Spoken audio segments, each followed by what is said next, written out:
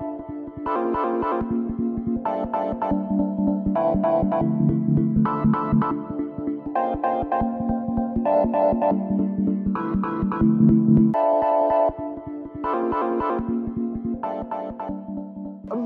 we're actually not in Shoreditch. No, we're here in King's Cross. This is Coal Drop Yard, another one of these that was obviously industrial coal drop yard as part of the infrastructure for King's Cross Station back in the day. Now, it's turned into this sort of complex of shops, retail, bars and all that kind of thing. But the reason we're here is to come and visit Black Horse Lane Ateliers. Come and check it out. So this is their like front end. They had to have a shop, which is just beautiful. Look at this. Look at all the quality of this craftsmanship on these jeans. Black Horse Lane Atelier is the only jeans being made in London for the past 50 years. But one of the things I think that's really important to understand about what they're doing is really this support of quality. So it's Turkish selvage denim.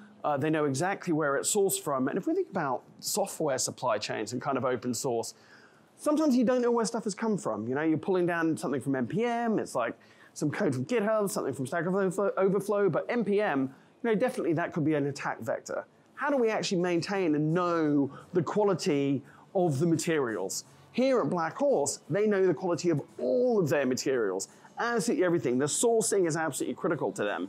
That's how they can have this quality story of jeans that are going to last you for decades, not sort of a few months. From a software perspective, we also need to know where stuff comes from. We can't just be in a world where we don't understand the provenance of things.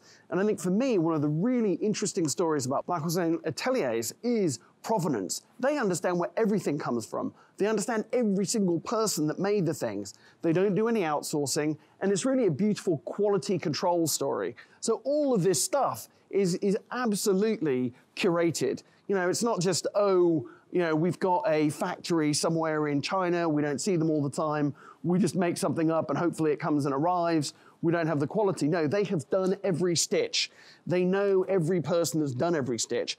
They are hiring people that have been living in and around the area for years and years and years. And for me, that's just really exciting. And I think, you know, that's the kind of thing that we're seeing now in software. You want to get closer to the user, you want to get closer to the customer.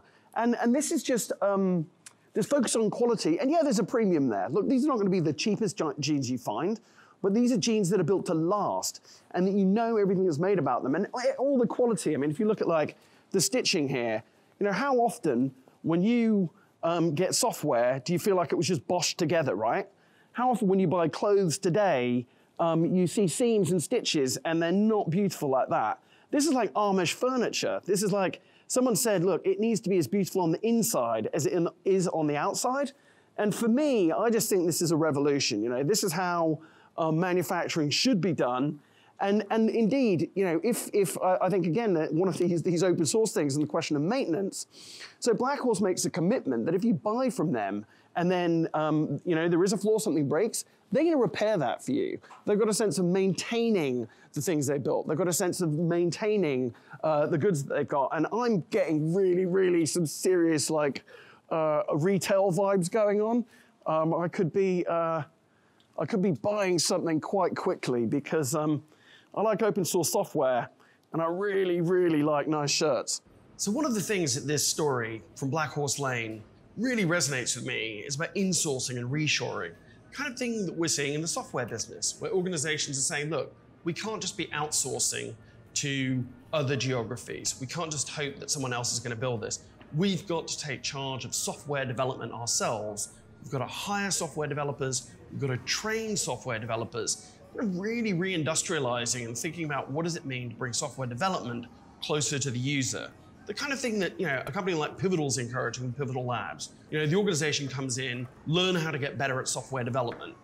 You know, this is a movement we've seen from plenty of other vendors too.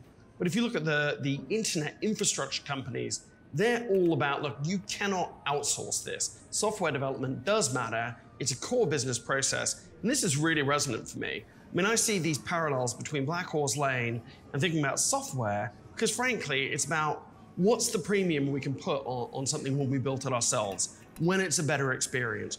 What kind of labor force can we attract? Can we hire better developers? And of course, if we hire better developers, create better experiences, that means you can also charge more for your digital products and services. That's opinionated infrastructure. I'll be buying some jeans too.